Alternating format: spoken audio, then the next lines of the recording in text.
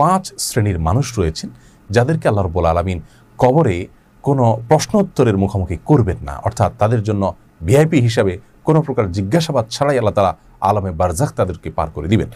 সেই 5 শ্রেণীর সৌভাগ্যবান মানুষদের মধ্য থেকে সর্বপ্রথম হলেন ওই ব্যক্তি যিনি ইসলামী রাষ্ট্রের ভূখণ্ডকে পাহারা দিয়ে থাকেন, বর্ডার গার্ড যাদেরকে আমরা বলে থাকি। তারা মুসলিম ভূখণ্ডের এবং মুসলমানদের এবং দেশের নাগরিকদের নিরাপত্তার স্বার্থে যে বর্ডারকে প্রহরা দিয়ে থাকেন, সে অবস্থায় যদি কেউ থাকেন তাহলে এবং এই কাজকে যদি তার কাজ বানিয়ে নেন এবং আল্লাহর সন্তুষ্টি এখানে আশা করেন এবং আল্লাহর কাছে সওয়াব আশা করেন, মুসলমানদের নিরাপত্তার বিষয়টা তার মাথায় থাকে, এসব দৃষ্টিকোণ থেকে যদি তিনি এই কাজটা করেন, আল্লাহ রাব্বুল আলামিন এই ব্যক্তির মৃত্যুর পর, এই অবস্থায় মৃত্যু হলে বা এই ব্যক্তির মৃত্যুর পর আল্লাহ রাব্বুল আলামিন তাকে কবরে কোনো সওয়াল জবাবের মুখোমুখি করবেন না। দ্বিতীয় সৌভাগ্যবান ব্যক্তি হলেন শহীদ, যিনি আল্লাহর রাস্তায় জীবন বিলিয়ে দিয়েছেন। সে শহীদ ব্যক্তি সম্পর্কে সূরা নাসাইতে বর্ণিত হয়েছে, মা বালুল মুমিনিনা ইফতানুনা ফিল কবরি ইল্লা শহীদ। মুমিনদের অবস্থা কি হতে পারে যারা কবরে প্রত্যেকেই পরীক্ষার মুখোমুখি হতে হবে, প্রত্যেক ইমানদারকে, প্রত্যেক মুসলিমকে কবরে জিজ্ঞাসা মুখোমুখি হতে হবে তোমার রবকে, তোমার দিনকে, তোমার নবীকে, এবং তুমি কোত্থেকে এই তথ্যগুলো পেলে। সেখানে খাঁটি ইমানদার ছাড়া কেউই সঠিক উত্তর দিতে পারবে না, এমনকি প্রশ্নগুলো মুখস্থ করে গেলেও কেউ সেখানে সঠিক উত্তর দিতে পারবে না যদি তার চর্চা তার জীবনে না থাকে।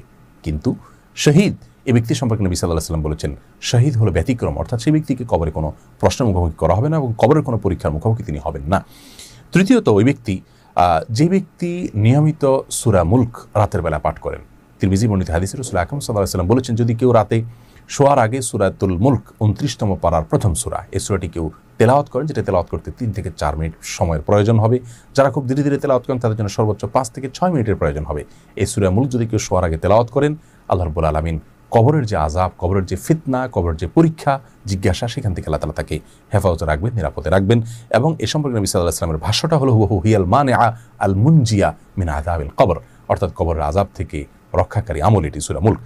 4 নম্বর আমল হলো জুমার রাতে এবং জুমার দিনে মৃত্যুবরণ করা, অর্থাৎ বৃহস্পতিবার দিবাগত রাত এবং আমরা যেটাকে শুক্রবার বলছি জুমার দিন সূর্য অস্ত যাওয়ার আগে, বৃহস্পতিবার সন্ধ্যা থেকে নিয়ে জুমার দিন শুক্রবার সন্ধ্যার আগ পর্যন্ত এই সময়ের মধ্যে যদি কেউ মৃত্যুবরণ করেন, এটা কারোর হাতে নয়, সম্পূর্ণ সৌভাগ্যের বিষয়। আল্লাহ তাআলা কারোর যদি এই সময় মৃত্যু লিখে রাখেন তাহলে এটি সৌভাগ্যের একটি আলামত। কিন্তু এখান থেকে আবার নিশ্চিত হওয়ার কোনো সুযোগ নেই যে এই সময় মৃত্যুবরণ করলেই লোকটা জান্নাতি। অনেক খারাপ মানুষের মৃত্যু এই সময় হতে পারে।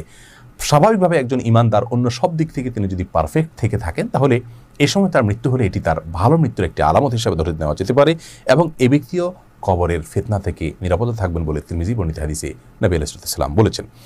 5 নম্বর, ওই ব্যক্তি যে ব্যক্তি পেটের পীড়ায় আক্রান্ত হয়ে মৃত্যুবরণ করেছেন।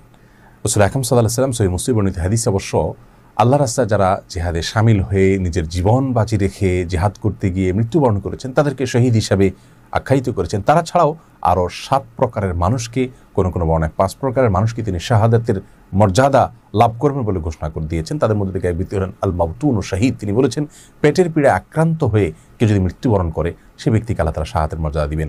রোড অ্যাক্সিডেন্টে মৃত্যুবরণ করে, কোনো কিছুর নিচে চাপা পড়ে যদি কেউ মৃত্যুবরণ করে, সেটাকে শাহাদাতের মৃত্যু হিসেবে আখ্যায়িত করা হয়েছে। তেমনিভাবে কেউ যদি আগুনে পড়ে মারা যান, পানিতে ডুবে মারা যান, এই মৃত্যুগুলোকেও শাহাদাতের মৃত্যু হিসাবে, আকস্মিক এই সমস্ত মৃত্যুগুলোকে শাহাদাতের মৃত্যু হিসাবে রাসূল আকরাম সাল্লাল্লাহু আলাইহি ওয়াসাল্লাম ঘোষণা দিয়েছেন। তো এর মধ্যে একটা মৃত্যু নির্দিষ্ট করে পেটের পীড়া আক্রান্ত হয়ে মৃত্যুবরণ করা অনেক কষ্টের একটি বিষয়।